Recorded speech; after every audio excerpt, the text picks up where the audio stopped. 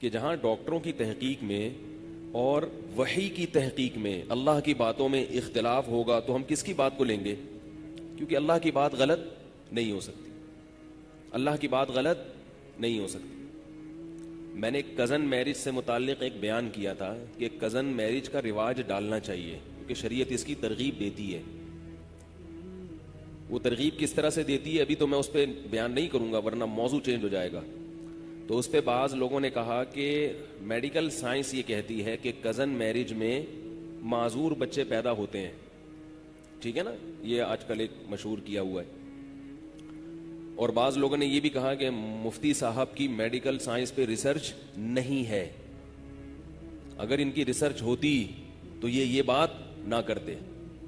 ایسا نہیں ہے، مجھے پتا ہے کہ ڈاکٹر یہ کہتے ہیں کہ کزن میں نکاح سے بچے معذور پیدا ہوتے، مجھے پتا ہے، پھر بھی میں کہتا ہوں کہ کزن میرج کو رواج بول لو یار، دینا چاہیے۔ باقی ڈاکٹر ایسا کیوں کہتے ہیں تو کہنے دیں، ڈاکٹروں کہنے دیں، اس سے کیا ہوتا ہے؟ باقی ساری باتیں ڈاکٹروں کی مانتے ہیں آپ تو کہنے دیں ڈاکٹر کو، کچھ بھی نہیں ہوتا۔ چچا زاد، پھوپھی زاد، خالہ زاد، ماموں زاد، یہ ان بہنوں سے، جو بہن ہے نہیں حقیقت میں لیکن مجازن بہن کہا جاتا ہے قریبی رشتے کی وجہ سے، ان میں نکاح کو رواج دینا چاہیے۔ اس میں بہت سارے فضائل ہیں اس کے۔ پہلی بات، قرآن مجید نے الگ سے پروٹوکول دیا ہے ان 4 رشتوں کو۔ جہاں اللہ نے نکاح کو حلال کیا نا، نبی کو کہا کہ ہم نے آپ کے لیے بہت سی عورتیں حلال کی ہیں، ان میں اللہ نے الگ سے ان 4 عورتوں کا ذکر کیا۔ وَبَنَاتِ عَمِّكَ، اے نبی آپ کے لیے آپ کی پھوپھی کی بیٹیاں بھی حلال، یعنی آپ کے چچا کی بیٹیاں بھی حلال۔ وَبَنَاتِ عَمَّاتِكَ، اور آپ کی پھوپھی کی بیٹیاں بھی حلال۔ وَبَنَاتِ خَالِكَ، اور آپ کے ماموں کی بیٹیاں بھی آپ کے لیے حلال۔ وَبَنَاتِ خَالَاتِكَ، اور آپ کی خالہ کی بیٹیاں بھی۔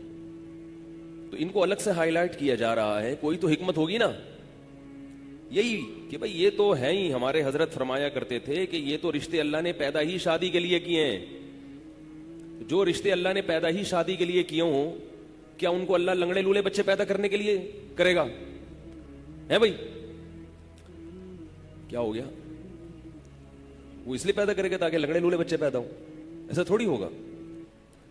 دوسرا مسئلہ یہ ہے کہ ان میں نکاح میں ایک اور فائدہ ہے، صلہ رحمی۔ رشتہ داری کیا ہوتی ہے؟ بولو نا، مضبوط۔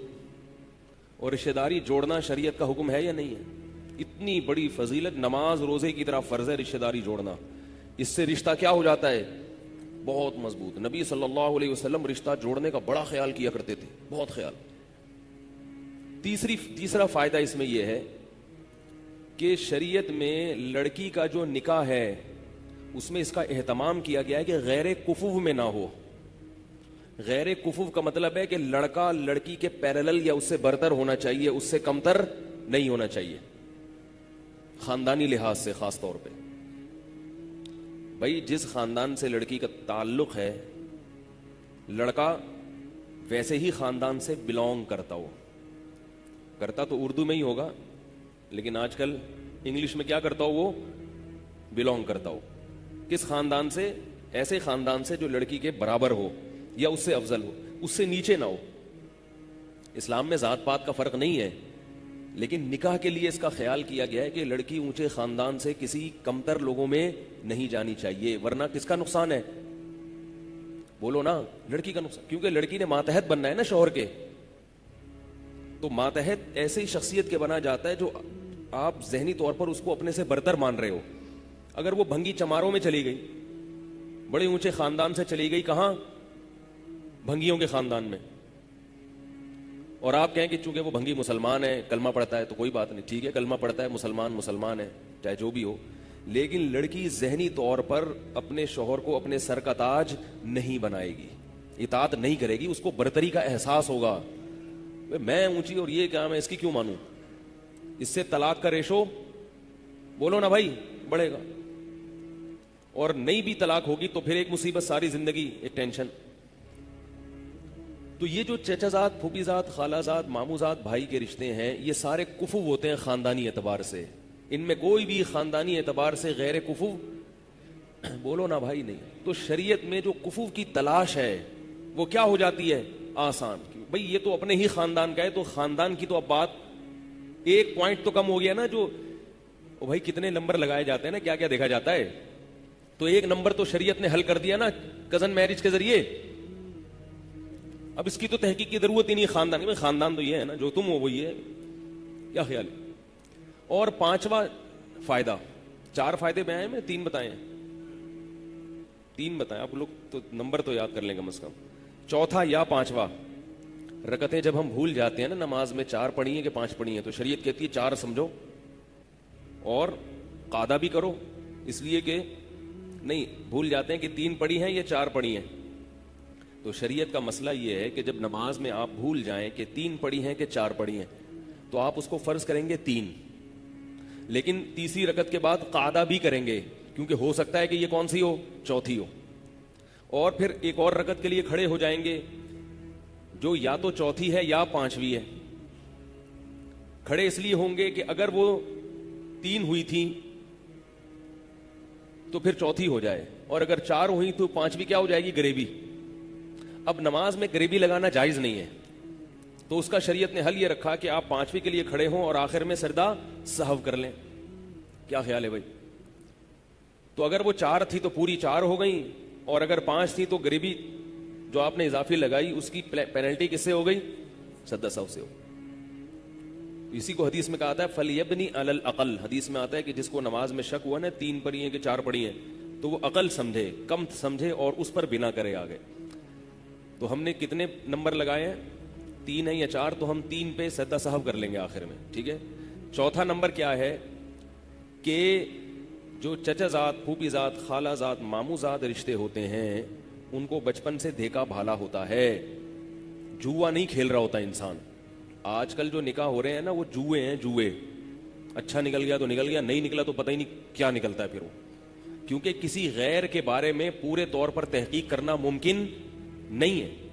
بعض لوگ میرے پاس بھیج دیتے ہیں کسی کو, والدین نا میرے پاس بھیج دیتے ہیں کہ اس نے ہماری بیٹی کے لیے رشتہ بھیجا, مفتی صاحب ذرا اس کو دیکھیں کیا ہے.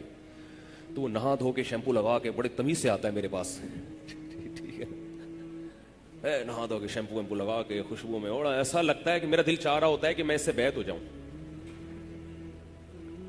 اب کیا پتا کہ یہ حقیقت میں ایسا ہے یا نہیں ہے بھائی, کو پتہ چلا سکتا ہے. آپ کہہ سکتے ہیں اس کے آفس سے پتا کرو, آفس فون کر کے پوچھا ہاں بھائی صحیح ہے, تو ہو سکتا ہے باس کے سامنے صحیح ہو, وہاں تو ڈنڈا ہے نا باس کا, تو جہاں ڈنڈا ہوتا ہے وہاں تو سب صحیح ہوتے ہیں بھائی.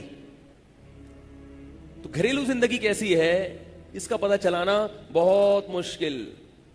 چچا زاد, پھوپھی زاد, خالہ زاد, ماموں زاد کا بچپن سے پتا ہوتا ہے کہ کون بچپن میں بنٹے کھیلتا تھا, کون لٹو کھیلتا تھا, کون چڈی پہن کے تالاب میں مینڈکوں کے ساتھ نہاتا تھا, کون کیا کرتا تھا, کون گلی محلے سے مرغی چوری کرتے ہوئے پکڑا گیا تھا. یہ سب پتا ہوتا ہے. خوبیاں بھی پتا ہوتی ہیں اور بولو نا خامیاں بھی پتا ہوتی, سب پتا. تبھی لوگ سب کچھ نہیں بتاتے اپنے بارے میں, کہتے ہیں نا سب بتا دوں تو ہاتھ پاؤں کٹوا دوں. ان کا پہلے سے سب کچھ پتا ہوتا ہے. تو اب اگر ان میں خامیاں بھی ہیں تو پہلے سے پتا ہوتی ہیں کہ یہ ہے, لہذا پہلے سے برداشت کرنے کا تحمل ہوتا ہے کہ بھئی یہ تو ہے. کزن میرج کا یہ فائدہ ہے, چچا زاد بہن ہو یا چچا زاد بھائی ہو, پہلے سے پتا ہے. کتنے فائدے ہو گئے, 4 فائدے ہو گئے. اور بھی بہت سارے فائدے ہیں اس کے, اگر میں گنوانا شروع کروں تو اور بھی یاد آئیں گے مجھے. یہ 4 بھی ابھی صرف بیٹھے بیٹھے سرسری غور سے یاد آئے, ورنہ اور بھی فائدے ہیں. پھر آگے نسل جو پیدا ہوتی ہے نا اس میں بھی بڑے فائدے ہیں, بڑے فائدے ہیں. اس میں دونوں کے مفاد ہوتے ہیں. جو رشتے ہیں لڑکی اور لڑکے کے ابا اور اماں کے جو رشتے ہیں وہ دونوں طرف سے ہوتے ہیں, لہذا دونوں ان رشتوں کی پاسداری کرتے ہیں. آپ نے شادی کر لی یہاں سے امریکہ میں, تو امریکہ والی کے ننیال وہ ادھر ہے اور آپ کا جو رشتہ ہے وہ ادھر ہے, تو ان سے آپ کا کوئی تعلق نہیں اور ان سے ان کا کوئی تعلق نہیں, تو مشترکہ مفاد نہیں ہوتے. پھر ایک اہم فائدہ 5واں نمبر وہ یہ ہے کہ اگر اختلافات ہوتے ہیں میاں بیوی میں, دونوں خاندان بیٹھ جاتے ہیں, کیونکہ ان رشتوں کے ٹوٹنے میں دونوں خاندانوں کا نقصان ہوتا ہے. تو جوڑنے کی کوشش کون کرتا ہے, دونوں خاندان کرتے ہیں. کیا ہو گیا, کتنی واضح بات ہے نا, دونوں خاندان جوڑنے کی کوشش کرتے ہیں. تو اگر اتنے سارے مفادات اس میں ہیں تو اگر ایک لنگڑا پیدا ہو بھی جائے تو برداشت کر لو. کیا خیال ہے, اول تو ہوگا نہیں انشاءاللہ, کچھ نہیں ہوتا, بالفर्ज اگر اتنے سب ہونے کے باوجود ایک لنگڑا پیدا ہو جائے تو چلتا ہے، لیکن ایسا ہوتا نہیں ہے. اب میں سائنس کی طرف آتا ہوں، میڈیکل سائنس کیا کہتی ہے، تاکہ یہ ٹاپک جب چھیڑا ہے تو مکمل ہو جائے نا. میڈیکل سائنس یہ کہتی ہے کہ اس میں معذور بچے پیدا ہونے کا امکان زیادہ ہے. مجھے نہیں پتا یہ تحقیق صحیح ہے غلط ہے، آپ فرض کر لیں کہ صحیح ہے. صحیح ہوگی جب ڈاکٹر کہہ رہے ہیں، کچھ تو دیکھا ہوگا انہوں نے. کیا خیال ہے؟ کچھ دیکھا ہوگا، کچھ ریسرچ کی ہوگی. تو یاد رکھیں کہ شریعت میں ایسے اسباب جن پر نتیجہ مرتب ہونے کا امکان بہت کم ہوتا ہے. تھوڑی گاڑی اردو استعمال کر رہا ہوں، پھر اس کی وضاحت کروں گا آسان زبان میں. ایسے اسباب جن پر نتیجہ مرتب ہونے کا امکان بہت کم ہوتا ہے، شریعت میں ان اسباب کو لفٹ کرانے کی اجازت نہیں ہے، اور اس کو توکل کے خلاف سمجھا گیا ہے. بعض اسباب ایسے ہوتے ہیں جن پر نتیجہ مرتب تو ہوتا ہے مگر لاکھوں میں ایک یا ہزاروں میں ایک. تو شریعت کہتی ہے ان اسباب کی طرف توجہ مت دو ورنہ وہمی بن جاؤ گے، کیونکہ شریعت میں توہم پرستی کی اجازت نہیں ہے. اب ڈاکٹر کی تحقیق اگر صحیح بھی ہے تو مشاہدہ یہ کہتا ہے کہ یہ اکثر نہیں ہوتا، ہزاروں میں کوئی ایک ہوتا ہے. تو یاد رکھو، ہزاروں میں ایک لنگڑا بچہ یا ایک بچہ معذور پیدا ہونے کا امکان اگر کنزن میرج میں ہے، تو یہ ہزاروں میں ایک کا میں معذوری کا امکان کے تو اور بہت سارے اسباب ہیں جو اس سے بھی زیادہ قوی ہیں. ایکسیڈنٹ کے ذریعے بچوں میں معذوری کا امکان کزن میرج سے زیادہ ہے. نہیں آ رہی بات؟ بیماریوں کے ذریعے، عام بیماریوں کے ذریعے بچوں میں معذوری کا امکان کزن میرج کے امکان سے زیادہ ہے. تو کیا اس چکر میں آپ اولاد پیدا کرنا چھوڑ دو گے کہ کہیں معذور نہ پیدا ہو جائے کیونکہ وہ فلاں جگہ، ایک جگہ ساؤتھ افریقہ میں ایک بچہ معذور پیدا ہوا ہے؟ یہ فرض کرو گے آپ؟ نہیں آ رہی بات؟ بچے گم بھی جاتے ہیں، کتنی بڑی ٹینشن ہے والدین کے لیے. لاکھوں میں ایک بچہ، 2 لاکھ 10 لاکھ میں ایک بچہ گمتا بھی ہے. گمتے ہیں نا بچے، بعض دفعہ اغوا ہو جاتے ہیں. اس چکر میں آپ اولاد پیدا نہ کرو کہ کہیں اغوا نہ ہو جائے. تو شریعت آپ کو کہے گی وہمی. کیا کہے گی؟ پاگل ہے، وہمی ہے، سٹھیایا ہوا ہے. جیسے ڈاکٹروں کی ڈاکٹری ایک دلیل ہے، سائنس کی تحقیق ایک دلیل ہے، تو مشاہدہ بھی تو ایک دلیل ہے نا. ہم دیکھ رہے ہیں کہ بچوں کو آپ صبح وین میں بٹھاتے ہیں، گاڑی میں، کنوینس میں، بعض دفعہ ان گاڑیوں کا ایکسیڈنٹ ہو جاتا ہے. اور یہ بہت ہوتا ہے کیونکہ صبح صبح ڈرائیور جو ہے نا، جو بچوں کو کی وین لے کر اسکول جاتے ہیں، وہ بہت اسپیڈ سے بھگاتے ہیں. اور ایسے کئی کیسز ہوئے ہیں. لیکن ہزاروں وین میں سے کوئی ایک وین ہوتی ہے جس کا ایکسیڈنٹ ہوتا ہے. آپ اس احتمال کی وجہ سے کیا بچے کو اسکول بھیجنا چھوڑ دیتے ہو؟ ظاہر ہے یہ رسک لینا پڑتا ہے بھائی، یہ تو ہوتا ہے. تو جتنا امکان بچے کے ایکسیڈنٹ ہونے کا ہے، اس سے بھی کم امکان کزن میرج کے نتیجے میں معذور بچہ پیدا ہونے کا ہے. ایک بات تو یہ. دوسرا، کزن میرج کے نتیجے میں اگر معذور بچہ بالفرض پیدا ہوا تو یہ بھی یقینی نہیں ہے کہ یہ کزن کی وجہ سے ہوا ہے یا ویسا ہی ہوا ہے. لیکن جو وہمی لوگ ہیں وہ اس کو کس کھاتے میں ڈال دیں گے؟ Cousin marriage. تو بھائی انگریزوں کا حساب کتاب الگ ہے، وہ اللہ کو نہیں مانتے. اللہ پہ توکل کیا ہوتا ہے اس لفظ سے وہ آشنا نہیں ہے. میں کزن میرج کی بات کر رہا تھا. تو کزن میرج میں اگر بالفرض امکان ہے بھی لنگڑا لولا بچہ پیدا ہونے کا، تو یہ امکان 1% بھی نہیں ہوتا. اس کی دلیل یہ ہے کہ 100 کزن میرج کروائیں آپ، نتیجہ دیکھیں. بعض یہ کہتے ہیں کہ جب یہ ٹرانسفر ہوتا ہے نا کزن میرج اولاد، پھر وہ ان کی کزن میرج میں ہوگی تو جا کے ہوتا ہے. تو بھی اتنا ہی ریشو ہے جتنا میں نے بتایا. آپ میرے دونوں بڑے بھائی کی شادیاں کزن سے ہوئی ہیں، پھوپھی زاد خالہ زاد. بڑے بھائی کے بچے ماشاءاللہ 4-5 بچے ہیں، مجھے یاد نہیں 4 ہیں یا 5 ہیں. 5 میرا خیال ہے بچے ہیں. سب فٹ فاٹ ہیں، بڑے ہو گئے، لمبے لمبے. ایک سے تو میں ملا تو میں چھوٹا ہو گیا، وہ مجھ سے اونچا نکل گیا. ہمارے بیان میں ادھر ایک صاحب آتے ہیں، بڑے شوق سے بیان سنتے ہیں. کزن سے شادی کی تھی انہوں نے، آج ماشاءاللہ ان کے 8 یا 9 بیٹے ہیں، بیٹے بیٹیاں، سب بڑے بڑے لمبے ترنگے، ذہین، پڑھائی میں آگے، صحت میں سب سے اچھے. بہت ہے مثالیں. پہلے تو یہ ہوتی ہی شادی کزن میں تھی، باہر تصور نہیں تھا. تو کتنے دنیا میں لنگڑے ہیں، کتنا ریشو ہے. تو ہوتی یہ تھی. ہمارے ایک دوست نے کزن کے رشتے کو ٹھکرایا اس بیس پہ. دیکھو جیسے سائنسدانوں کی رپورٹیں ہوتی ہیں تو ہماری بھی تو رپورٹ ہوتی ہے نا. آپ کہہ سکتے ہیں کہ آپ کی رپورٹ معتبر نہیں ہے کیونکہ آپ سائنٹسٹ نہیں ہیں. بھائی مشاہدے والی جو رپورٹ پیش کرے گا اس میں سائنسدان ہو یا غیر سائنسدان ہو، مشاہدہ بھی ایک دلیل ہے جس سے چیزیں ثابت ہوتی ہیں. تو مشاہدے کی دلیل کوئی بھی پیش کر سکتا ہے. ہمارے ایک جاننے والے, انہوں نے کزن کے رشتے کو ٹھکرایا کہ بچے لنگڑے پیدا ہوتے ہیں, اس سے معذور پیدا ہوتے ہیں. غیروں میں شادی کی, پہلا بچہ ہی معذور پیدا ہوا ہے. نہیں یاری بات, پہلا بچہ کیا پیدا ہوا؟ معذور. میں نے کہا اچھا ہوا, یعنی اس لیے نہیں کہ اچھا ہوا کہ بچہ معذور پیدا ہوا, اچھا یہ ہوا کہ انہوں نے غیر میں کی. اگر یہ کزن میں کرتے اور بچہ یہ ایسا پیدا ہوتا تو یہ سارا کس کے کھاتے میں ڈال دیتے؟ کزن کے کھاتے میں. تو اس لیے فضول بات ہے, ڈاکٹروں کو تحقیق کرنے دیں.